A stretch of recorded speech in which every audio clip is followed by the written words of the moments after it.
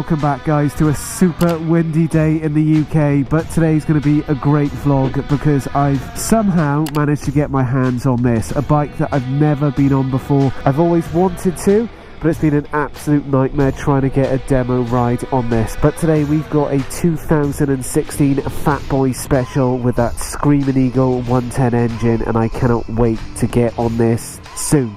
But before I get onto this wicked ride, let's jump into some specs and see what this thing is about.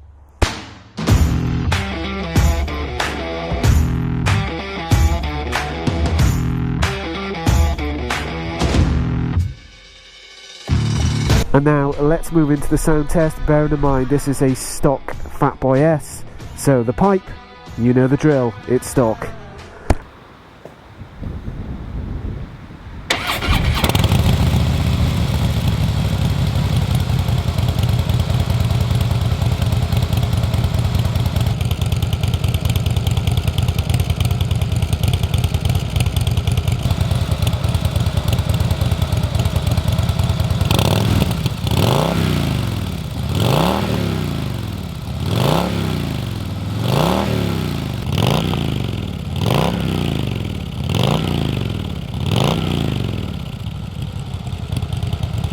Okay, so getting on to the ride then with the Fat Boy.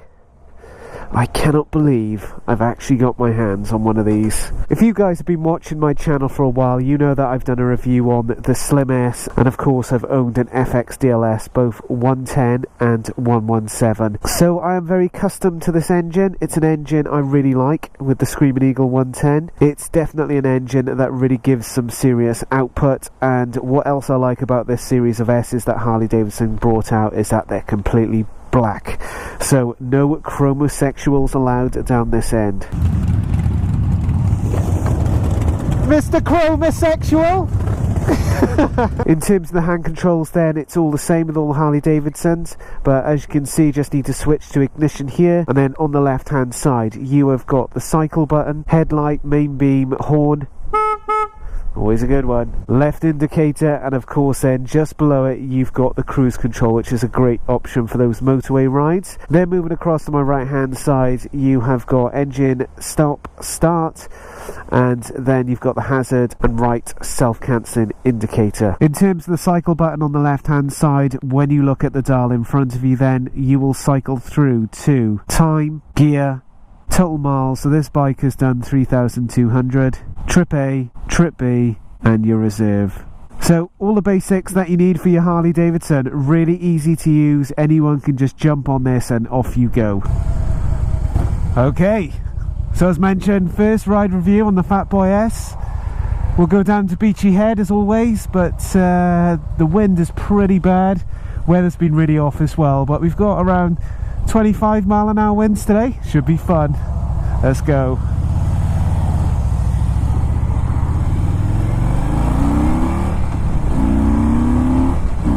So I'm a couple of minutes into the riding at the moment, and the first thing that I'm thinking is just the nostalgia of this bike is amazing.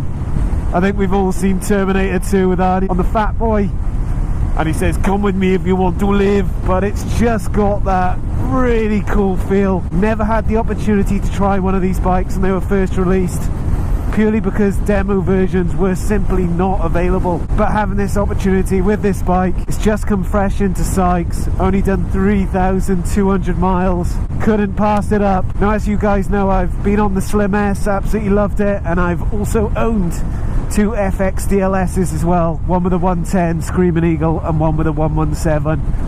Key difference for me with this bike is that it's a balanced engine, so unlike the Dyna, which was unbalanced with the Screamin Eagle, that kicked out a lot of vibration, and with the 117 in, that was amplified even more. But with this bike, what I can tell you, the vibrations are very little. With the new Fat Boys, they are a little bit more difficult to manage, so it'll be interesting to see with this Fat Boy what it's actually like with that 200 on the rear. So we're going to go round the roundabout, full 360, and yeah, let's just see what it performs like. Going around, whoop, a little bit of scrapage, but overall really positive, no issues at all with the handling. like it, genuinely like that a lot. So as we come out to the exit of the roundabout, what you guys want to see, I guess, is what does that 110 feel like? So let's open it up. For me personally, the Screamin Eagle 110 is still a great engine. It's still got a decent amount of power in, especially if you're on the motorways and things like that, or if you need to overtake, it's just there. Key thing to always remember is that now we've got the Milwaukee 8 engines, of course, they're more economical and they deliver more power output. Going through another roundabout, what we want to do here is kind of just slice and dice, see what it's like. Of course, you can have those issues with the footboards, but it's just one of those things. And in terms of the handling, it's absolutely spot on, no issues there. Coming into another roundabout, just dropping it down. I'm okay to go. And again, let's push it through. Bit of scrapage again, but lovely. Just feels a great balanced bike. So one of the things I haven't discussed is how this bike actually feels in terms of those ergonomics. So the seat positioning is quite a weird one. So looking at the seat, it looks like it's got a good lumbar support, but actually when you're sitting in the seat, you kind of slip forward, so it's a little bit awkward that way. In terms of the handlebars then, they're just below my shoulder height by a couple of inches or so. I'm 5'9", so it gives you some idea of picturing that in your head. It is so windy, I'm getting blown about like a rag doll here.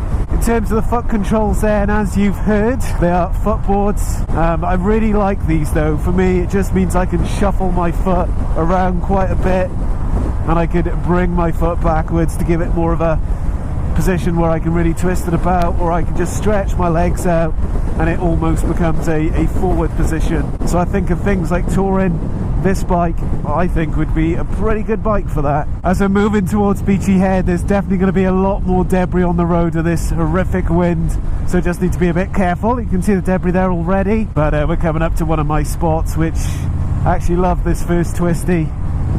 And it's a little twisty, let's be honest, but coming into a left and right, really leaning it in, and it's just handles perfectly. And don't get me wrong, this is not something I'm trying to compare to a sports bike or anything, but for a Harley, just that lean on this is great. Coming through the lanes, I am just very aware of the stuff on the floor, the debris, so I won't be pushing it as much as I'm used to, but that's okay, we can still get a good understanding of this bike. Coming into this left, and then just opening up and then dodging that debris. Just feels really, really good. One of the things I can't get over is just how little vibration there is coming through the handlebars, which is really, really good. I just remember being on my Dyna, as I mentioned, the S that I had, and the vibration was pretty horrific, especially when I put that 117 in. It took that vibration to another level. Coming into a nice open straight where we can get up to 60. Just want to do a nice rolling start in first gear, so let's open it up.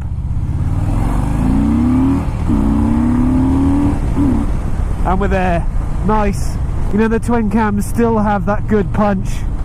As I mentioned, I know the Milwaukee have stepped it forward to the new engine, but this is still there. I still enjoy this Screamin Eagle engine indeed. And then coming out into the open road, into that countryside feel. Boom, look at that guys, beautiful. And I'm still absolutely getting blown about like a rag doll here. Moving closer towards Beachy Head, it's going to get a little bit windier. Bit of cricket playing there. We're coming up to another twisty. This is quite a reasonable hard right. See how the bike performs, just dropping it down. Oh, a little bit of scrapage and then open it up. And then on this bit, it goes to a left then right.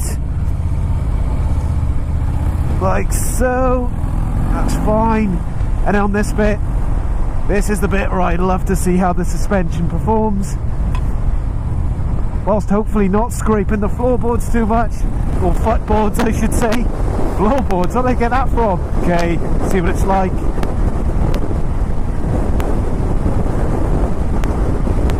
bit of a front twitch, but actually I'm pretty impressed with that. That's good. And this is very bumpy terrain as well, to be fair, and that's a big bus.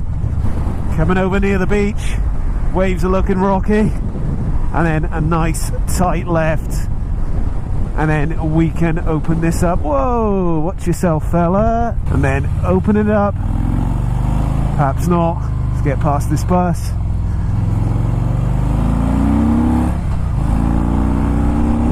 And for me, there's something about riding a Fatboy S, it just gives me complete nostalgia about the brand.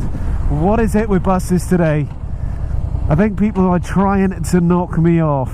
Where was I? Nostalgia. But it's just a great bike. I think it just looks super duper cool. I personally like the denim black. We're having a debate about this earlier, but I think it looks great. And then coming over to this left, nice, oh, nice lean, bit of scrapage again, and then just open it up.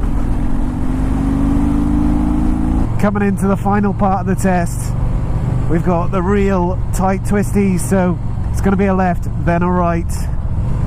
Dropping the gears down, see what it's like.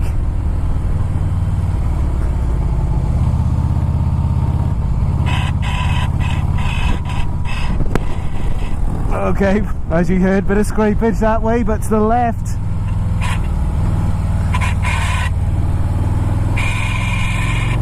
And out.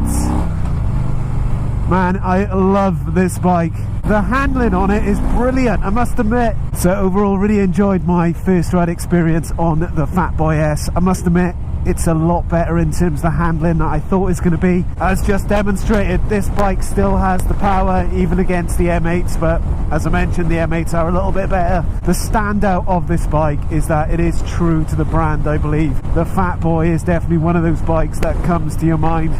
I love the way that it's all blacked out. As I mentioned, I love the Screamin Eagle 110 engine. I love the fact that the engine's balanced, so you don't have those vibrations coming through. And this bike, although it was built a couple of years ago when it came out, it's still present in the market. It could still pass off for a new bike. And what is incredible with these bikes is that they are still holding their value. So this one in particular, I believe, is going for 16,000, and that is incredible considering it's a couple of years old. What I love about this bike, if you have one of these or you're going to buy one, you're buying a piece of history here. Just keep it in good condition, that's all I can say. But this is Motonewbrider signing out. Thank you guys for watching. Make sure you hit that thumbs up and see you on the next vlog. Take care.